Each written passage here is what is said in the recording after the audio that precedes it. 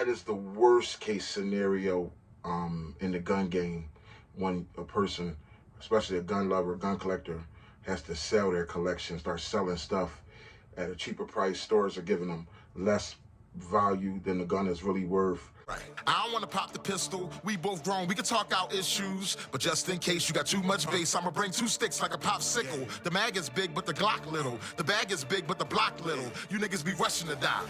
I'm taking my time, I'ma outlive you. You niggas be blowing the whistle off. Know everything like you see through a crystal ball. Know what they did and you know what they did to y'all. You know about every bitch in the city, dog. Groupie ass niggas, I gotta get rid of y'all. Play from a distance, won't be in the midst of y'all. Get to acting like bop if you piss me off.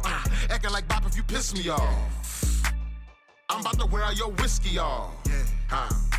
When I grab you by the whiskers and rip them off. Welcome to Big Boys Noise. What's going on, noisy neighbors? This is part two of My Guns Are Not For Sale. Guys, I don't know how many of you have ever been to the point where you've seen, maybe you yourself had to sell guns, or have you ever been to the point, such as in my case, where you've seen a few of your friends have to sell their guns? Guys, I'm gonna tell the truth. To me, it's like a funeral, especially when it's like a friend who's like had a nice collection and they gotta let stuff go. I know three different friends, three different noisy neighbors that had to pretty much have a whole garage sale. And there's nothing more sad than when you hear the news that they selling their stuff, man. And sometimes they might, let you know that if you want something, this is what it costs, or tell you to spread the word and stuff like that. That is the worst case scenario in the gun game when a person, especially a gun lover, gun collector, has to sell their collection, start selling stuff at a cheaper price. Stores are giving them less value than the gun is really worth, or they selling it to other people. It's just because it's bigger than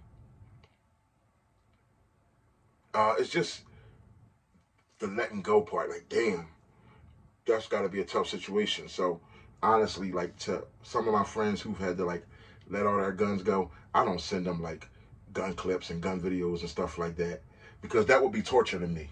You know what I mean? I don't send them too much like, yo, look at this new gun I got and all that. I don't do that. You know what I mean? I wouldn't want nobody to do that to me. Like, if I had to ever let my stuff go in a like dire need, I would never want no, I'm like, yo, let me get my stuff back, especially if it's a gun that I had before, or it's different if like I got this one gun that somebody sold me. It's different if somebody sold you a gun. They weren't really in dire need. They just retired the gun. You grab the gun, like this XD45. This is the one gun that I bought used, XD45. So I put the Talent grips on it, and then I threw the nice night sights on it. Then I sent the picture back to him like, yo, check out what I did. That's different. You know what I mean? I did that just to rub it in his face a little bit, like, yeah, look at her now. You know what I mean? One man's trash is another man's treasure. That's in the playing around sense. But when somebody really falls on hard times, it's not good. Don't be bombarding them with gun videos and stuff like that, guys. Let's use some decency. You know what I mean? So I know a few friends. One of the friends you guys know, I told you the story about, who unfortunately shot herself in the chest with an AR green tip Fiachi. Straight through. Oh, I found out that those of you, my true noisy neighbors who really been following for a while, yeah, I found out. I talked to him again recently. He's doing much better.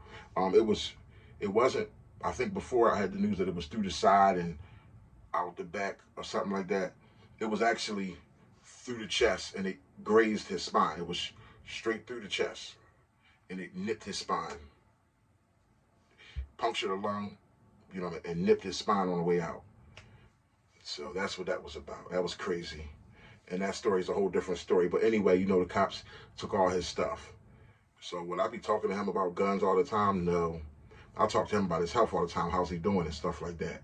And I know he's trying to get his stuff back, but then he's going to sell it once he gets it back.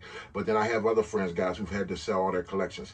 And the biggest thing for me, guys, this is why I'm no hater, but when I see people grabbing a lot of guns really, really, really fast, I really salute it, because some people budget can handle it. But sometimes I might just say, hey, as long as you're doing it the right way, do your thing, man. You know what I mean? I wish I could do what you're doing. Do your thing. Like, my gun collection came slow over years with wisdom and patience. guys, I want you to know when you're grabbing these guns, keep your priorities in order. Don't go too fast if your budget, ain't that fitting for you to be grabbing those fast firearms. You know what I mean? And some people get caught up in taking notes out on guns. You got to be careful with this stuff. They got stuff out there. Oh, pay it off over a 2-year period or over a year period. You know what I mean? With a friendly payment of $100 a month. But what happens is a lot of people take that on. It sounds good. You're like, I'll pay it off just $100 a month. I ain't gonna never feel that. Get the gun you want. You know what I mean? It's scar heavy, whatever it is you want. But it's like people don't think about the this gun stuff is addictive. So people don't think about you get that gun note. Before you know it becomes as big as a cardinal because you get that gun, then you see another gun. You're like, damn, I got the scar heavy. I might as well get the scar light, or I might as well get this Beretta, which matches it with the same colored tan and gold shadings. Might as well get the Beretta. That's about $1,000 gun. So you're like, all right, I'm pay that off over a year. So now you're paying maybe another $100 a month on that pistol. You got the pistol to match the rifle. So now your $100 a month note just turned to a $200 a month note. You understand what I'm saying? You see how it could become a bigger bill? And people do that and they grab every gun. They keep getting sucked into the newest thing. That's why I said there's nothing wrong with letting your guns grow old.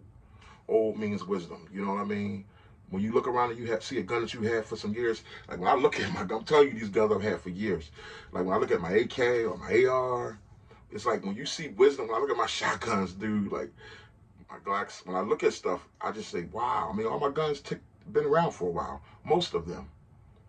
You know what I mean? That's called wise decisions. You don't want to grab so fast, getting caught up in the hype of the moment, and then when life really hits you, you're like, damn, that same $3,000 you spent on guns, you know you need it back because you got a serious bill or a mortgage or a rent or something hits the fan, you hit hard times, and you don't have no cushion money for hard times.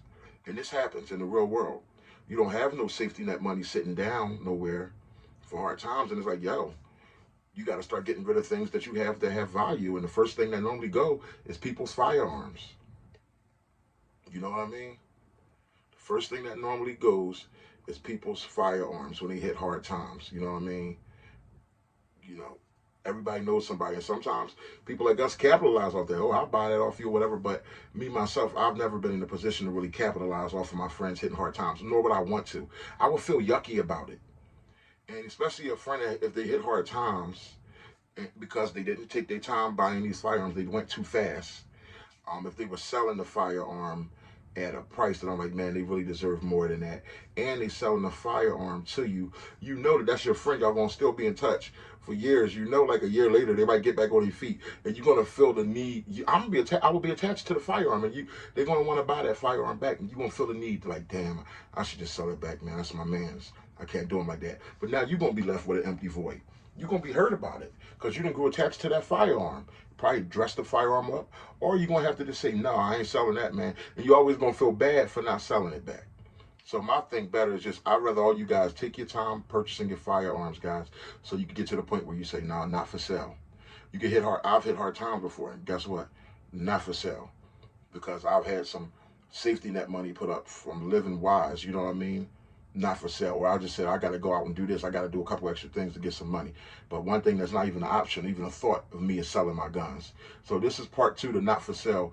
You guys share in the comments. Do you know any friends? I know friends, man, that have had to sell their whole collections. And it's like, that's like a funeral, bro.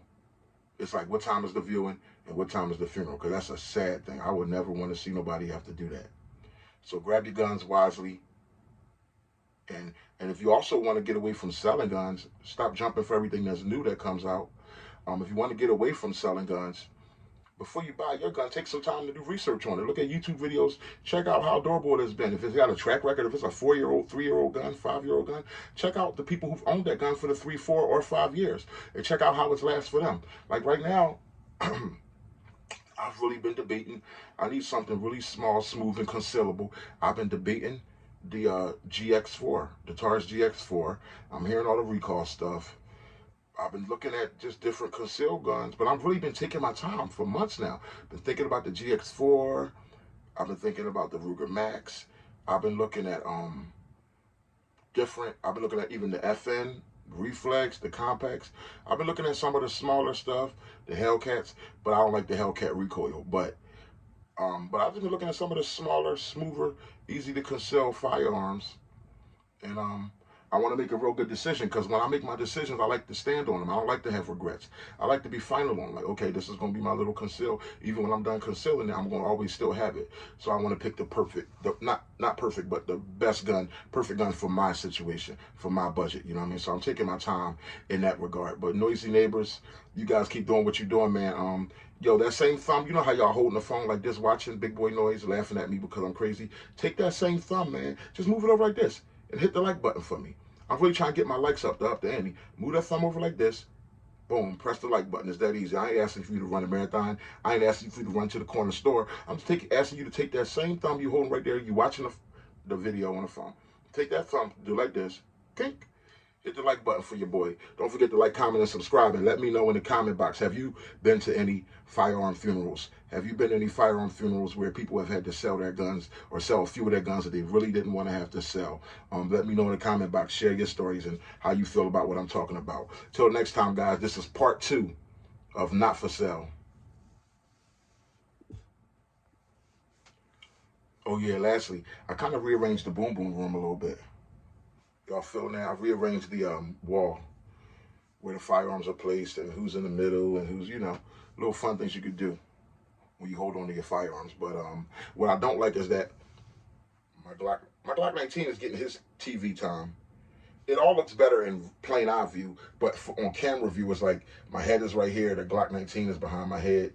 He's partially behind my head, but he's getting his little TV time. But my beautiful 1911 is getting no TV time when I'm positioned like this. So that's part of the things you go through when you have a boom boom room. I'll probably razzle and dazzle around a little bit more. But for now, I'm going to keep it this way. I'm trying to keep, that gaudy Glock 22, which I love, but that gold, trying to keep that a little bit over to the edge, kind of out of the way, because it really doesn't match the gun wall. That's the only thing I don't like about the Glock 22. It doesn't match my gun wall.